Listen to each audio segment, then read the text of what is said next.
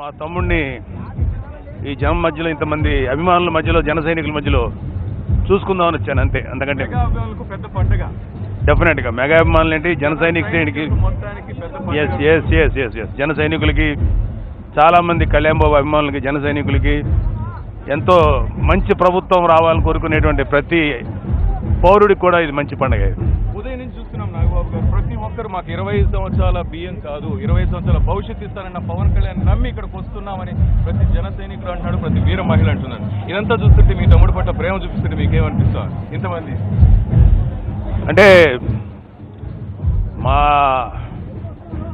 మా తమ్ముడు first time ఇండివిజువల్గా ఒక పార్టీ జనసేన అని చెప్పి పెట్టి వస్తుంటే మేము చాలా బాధపడ్డాం. ఎందుకు వచ్చిన ఇబ్బంది, తనకి హ్యాపీగా ఉండాల్సినోడు జనాల్లోకి వెళ్ళి ఈ పార్టీ చేసి ఇలా పార్టీ ఫ్లోట్ చేసి ఇంత బాధలు పడాలా అని. ఎందుకంటే ఆల్రెడీ మేము ప్రజారాజ్యం చూసాం కాబట్టి మా తమ్ముడు ఇంత కష్టపడాలా అని చెప్పి బాధపడ్డాం.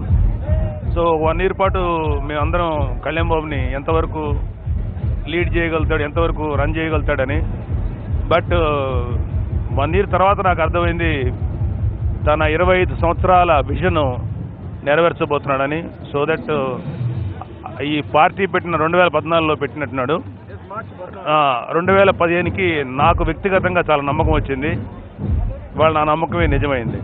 బందిపోటు బాబు వద్దు, వెన్నుపోటు బాబు వద్దు, బందిపోటు జగన్ వద్దు, మా ఓటు జనసేనకే అంటున్నారు. ఉదయం నుంచి ఎవరిని కదిలించినా కూడా రాజమహేంద్రవరంలో ఏమనిపిస్తుంది మీకు? అంటే వాళ్ళని విమర్శించడం అనేది నాకు ఇంపార్టెంట్ కాదండి. ఎందుకంటే కళ్యాణ్ బాబు లాంటి మంచి లీడరు ఒక 100 ఏళ్ళకు ఒకడు వస్తాడు అంతే.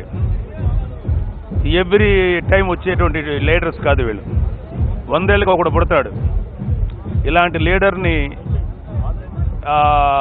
యొక్క సర్వీసెస్లో ఇలాంటి లీడర్ యొక్క ప్రభుత్వాన్ని నిజంగా ప్రజలు ఉపయోగించుకోవాల్సిన ఆవశ్యకత ఎంతనో. ఎందుకంటే కరప్టెడ్ గవర్నమెంట్స్ ఇప్పుడు దాకా చూసాం. స్వాతంత్రం వచ్చి 70 ఏళ్ళు అయింది.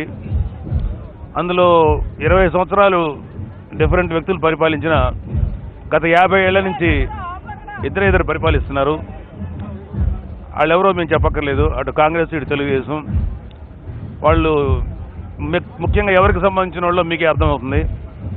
అధికారం వాళ్ళ చేతుల్లో నుంచి ఆ 2 పార్టీల చేతుల్లో నుంచి వైసీపీ ఇప్పుడు ప్రస్తుతం YCP is nothing but Congress పిల్ల కాలువ.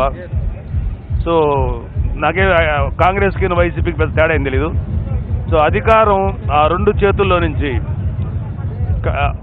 కిందకు రావాలి. ఇంతకాలం ఒక ఆనకట్లా కట్టేసేసి అధికారాన్ని వాళ్ళే అనుభవిస్తూ ఈ కింద ఉండేటువంటి బీసీ వర్గాలకి ఎస్సీ ఎస్టీలకి ఎవరికి అధికారం రాకుండా చేశారు. ఆ ఆనకట్టలు బద్దలు కొట్టి అధికారం అనేటువంటి ప్రవాహాన్ని కింద వర్గాల వారికి రావడానికి కళ్యాణ్ బాబు వచ్చాడు. త్వరలో బద్దలు కొడతాడు. మీతో పాటు అన్నయ్య మెగాస్టార్ చిరంజీవి గారి ఆశీస్సులు కూడా ఈరోజు కళ్యాణ్ బాబుకు నేను భావించవచ్చా? ఇది కళ్యాణ్ బాబు అన్నయ్య గారి బ్లెస్సింగ్స్ ఎప్పుడూ కళ్యాణ్ బాబుకున్నాయి. ఎందుకంటే అన్నయ్య గారు చాలా హ్యాపీ ఫీల్ అవుతున్నారు కళ్యాణ్ బాబు విషయంలో. నా విషయం చెప్పక్కర్లేదు మీకు ఎవరికి. నేను గత చాలా కాలం నుంచి I'm indirectly supporting Kalyan. Though I'm not a member of Janasena but I'm a fan of Janasena. జనసేనకు ఫ్యాన్ని, జన సైనికులకు ఫ్యాన్ని, మా తమ్ముడు పవన్ కళ్యాణ్ ఫ్యాన్ని. సో నాకు కూడా పవన్ కళ్యాణ్ నాయకుడే. సో ఈరోజు మా తమ్ముడిని లేకపోతే మనందరం అభిమానించే ఒక జనసేన నాయకుడిని ప్రజల మధ్యలో చూడటానికి హైదరాబాద్ నుంచి స్వయంగా అంటే చాలా ఇంట్రెస్ట్గా వచ్చారనమాట. Just I want to see the meeting and enjoy. మొత్తం మీద ఈరోజు ఈ ఆవిర్భావ సభ డయాస్ మీద మెగా అభిమానులకు జన సైనికులకు పెద్ద పండగ అని చెప్పుకోవచ్చు. డెఫినెట్గా. ఎందుకంటే ఇంతవరకు సక్సెస్ఫుల్గా రన్ చేశాడు కాబట్టి కళ్యాణ్ బాబు. ఇది ఇంకా బిఫోర్ ఎలక్షన్స్ ఇది ఒక మంచి క్లైమాక్స్ లాంటి సినిమాగా. క్లైమాక్స్ ఎంత గొప్పదో ఎలక్షన్స్కి ముందు జనసేన ఆవిర్భావ సభ అట్లాంటిది. డెఫినెట్గా ఈ మీటింగ్లో కళ్యాణ్ బాబు ఏ వండర్స్ క్రియేట్ చేయబోతాడో చూడాలి. నేను కూడా మీలాగా వెయిట్ చేస్తాను. Thank you very much sir.